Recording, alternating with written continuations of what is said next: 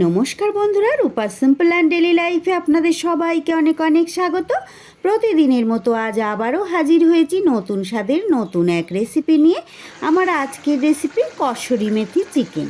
ভীষণ লোভনীয় একটা চিকেনের রেসিপি, যা আপনারা অতি সহজে হাতের কাছে থাকা উপকরণ দিয়েই বানিয়ে নিতে পারবেন।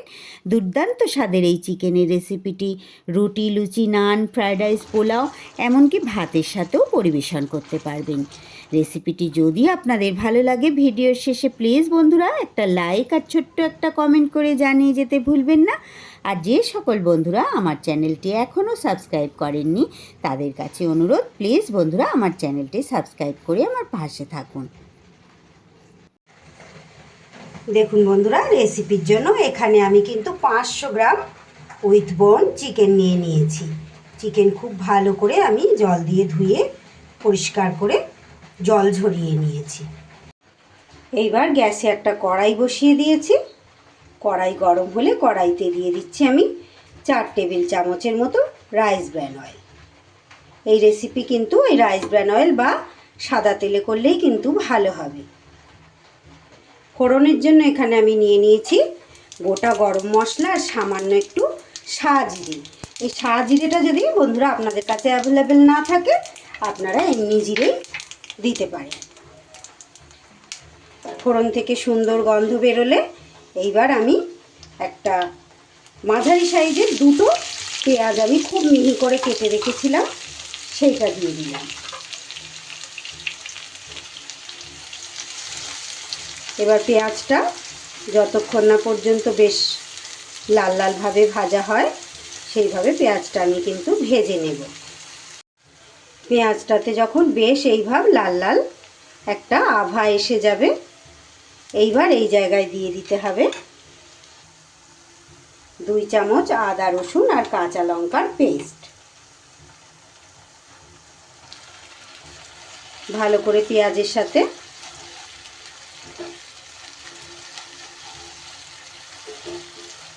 নাড়িয়ে একটু যতক্ষণ আদা রসুনের গন্ধ না যাচ্ছে একটু কষিয়ে নিতে হবে বন্ধুরা।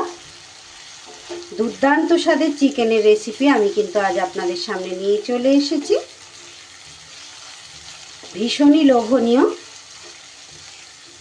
আজ আমি কিন্তু, যেহেতু এটা অফ সিজন, এই সময় মেথি শাক বা মেথি পাতাটা তো অ্যাভেলেবেল পাওয়া যায় না, তাই আমি কিন্তু কসুরি মেথি দিয়েই এই চিকেনের রেসিপিটা আজ আমি শেয়ার করছি আপনাদের সঙ্গে।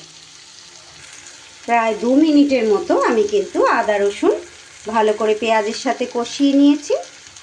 এইবার এখানে আমি দিয়ে দেব একটা বেশ মাঝারি সাইজের টমেটো, পেস্ট করে রেখেছিলাম আমি আগে থেকে। টমেটোটা দিয়ে দিলাম। টমেটো দিয়েও আবারও কিছু সময় ভালো করে কষিয়ে নেব। আর এই টমেটোর উপরেই আমি কিছু গুঁড়ো মশলা দিয়ে দেব বন্ধুরা। এখানে আমি নিয়ে নিয়েছি 1 চা চামচ করে ধনে গুঁড়ো, জিরে গুঁড়ো, আর 1 চা চামচের কম লঙ্কার গুঁড়ো, সামান্য একটু হলুদ গুঁড়ো, আর এইটা আছে আমার গরম মশলার গুঁড়ো। গরম মশলার গুঁড়োটাও 1/2 চামচেরও অর্ধেক দিয়ে দিয়েছি। টমেটোর জলটা যেহেতু আছে, সেই সাথে গুঁড়ো মশলাটা দিলে কিন্তু সুন্দরভাবে আমার কষানো হয়ে যাবে। সব কিছু এবার ভালো করে আমি কষিয়ে নেব। মশলা কিন্তু আমার খুব সুন্দর করে বেশ কিছু সময় ধরে কষানো হয়ে গেছে বন্ধুরা। সুন্দর একটা স্মেল বেরোচ্ছে। এইবার এই পর্যায়ে আমি এখানে দিয়ে দেব 1 চামচ কসুরি মেথি। হাতে আমি একটা ক্র্যাশ করে নিয়ে দিয়ে দিয়েছি। যেহেতু কসুরি মেথি চিকেন, তাই কসুরি মেথিটা একটু বেশি লাগবে। আরও একবার এটা আমি ব্যবহার করব। এই সময় কষানোর সময় একবার দিয়ে দিলাম। এইবার গ্যাসটা কমিয়ে আমি চিকেনের পিসগুলো এবার দিয়ে দেব। চিকেনের পিসগুলো আমি দিয়ে দিয়েছি। চিকেন কিন্তু কোনো রকম কিচ্ছু দিয়ে আমার কিন্তু ম্যারিনেট করা ছিল না, প্লেন চিকেনটা, সেটাই আমি দিয়ে দিলাম। এইবার এই চিকেনের ওপরে আমি দিয়ে দিচ্ছি 3 টেবিল চামচ টক দই। দইটা আগে থেকে আমি ফেটিয়ে রেখেছিলাম। গ্যাস কিন্তু অবশ্যই কমিয়ে দইটা ব্যবহার করতে হবে। এবার একটু হালকা হাতে সব কিছু মিশিয়ে দেব। খুব সুন্দর সহজ একটা চিকেনের রেসিপি বন্ধুরা, দুর্দান্ত লোভনীয়। এটা তো আপনারা জানেনই, রুটি, লুচি, পরোটা, সেই সাথে পোলাও, ফ্রায়েড রাইসের সাথে কিন্তু দারুণ লাগবে খেতে। চাইলে আপনারা ভাতের সাথেও এটা কিন্তু খেতে পারবেন। চিকেন থেকে আস্তে আস্তে কিন্তু জলটা রিলিজ হওয়া শুরু হয়ে গেছে। এই পর্যায়ে এখানে আমি দিয়ে দেব পরিমাণ মতো নুন। নুনটা দেওয়ার পর একটু হালকা হাতে মিশিয়ে মিডিয়াম ফ্লেমে এটা এবার ঢাকা দিয়ে আমাকে কিছু সময়ের জন্য সিদ্ধ হতে দিতে হবে, যতক্ষণ না আবার পুরো জলটা শুকিয়ে গিয়ে গ্রেভি থেকে তেল আলাদা হয়ে যাচ্ছে। সেই সময় পর্যন্ত আমি কিন্তু ঢাকা চাপা দিয়ে সিদ্ধ হতে দেব।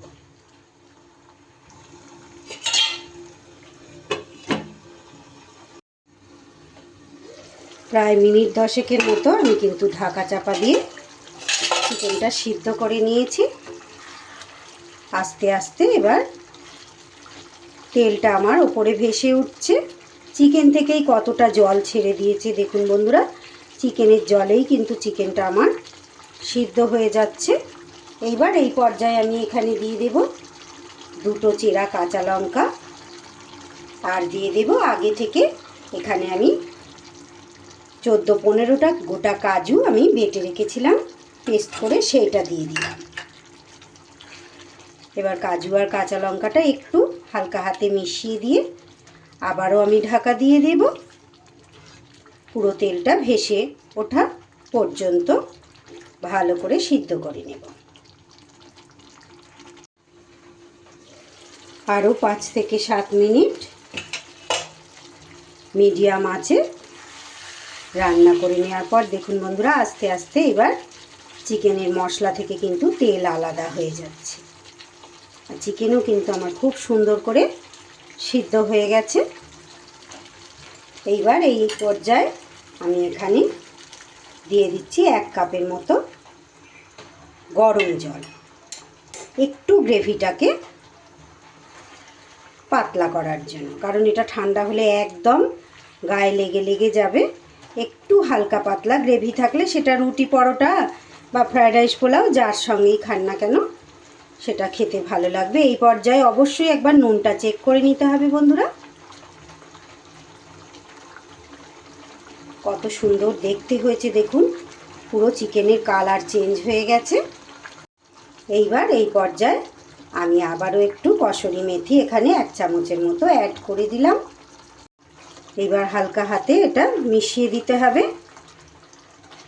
মেথি শাক যখন অ্যাভেলেবেল থাকবে তখন এই সময় আপনারা এই কসুরি মেথি না দিয়ে একটু মেথি শাক ছোট করে কেটে উপর দিয়ে এই সময় ছড়িয়ে দিতে পারেন। যেহেতু এখন মেথি শাক অ্যাভেলেবেল নেই, তাই আমি এই শেষেও কিন্তু কসুরি মেথি একটু হাতে ক্র্যাশ করে দিয়ে দিলাম। আমার আজকের এই কসুরি মেথি চিকেন কিন্তু একদম রেডি হয়ে গেছে বন্ধুরা। আর কতটা লোভনীয় হয়েছে দেখে নিশ্চয়ই আপনারা বুঝতে পারছেন। সবশেষে এখানে যদি বন্ধুরা আপনাদের হাতের কাছে একটু ফ্রেশ ক্রিম থাকে, এই ক্রিমটা ওপর থেকে একটু ছড়িয়ে দিতে পারেন। আমার কাছে কিন্তু অ্যাভেলেবেল ছিল না বলে আমি ক্রিমটা এখানে অ্যাড করতে পারলাম না। এবার আমি গ্যাস বন্ধ করে দেব, দিয়ে 5 মিনিট রেস্টে রেখে ফিরে আসছি। 5 মিনিট পর আমি ঢাকা চাপাটা খুলেছি। দেখুন বন্ধুরা কতটা সুন্দর দেখতে হয়েছে, খেতেও কিন্তু অসাধারণ হয়। এইভাবে যদি আপনারা বাড়িতে ট্রাই করেন দেখবেন কতটা সুন্দর, কতটা লোভনীয় খেতে লাগে। কত সহজেই তৈরি হয়ে গেল আমার লোভনীয় স্বাদের কসুরি মেথি। এবার কোন আইটেমের সাথে পরিবেশন করবেন সম্পূর্ণ আপনার সিদ্ধান্ত। সব আইটেমের সাথেই কিন্তু দুর্দান্ত লাগবে। আজকের রেসিপি এখানেই শেষ করছি বন্ধুরা। কেমন লাগলো একটা লাইক আর কমেন্টের মাধ্যমে জানিয়ে যেতে ভুলবেন না। আর যারা আমার চ্যানেলটি এখনও সাবস্ক্রাইব করেননি, প্লিজ বন্ধুরা সাবস্ক্রাইব করে আমার পাশে থাকুন।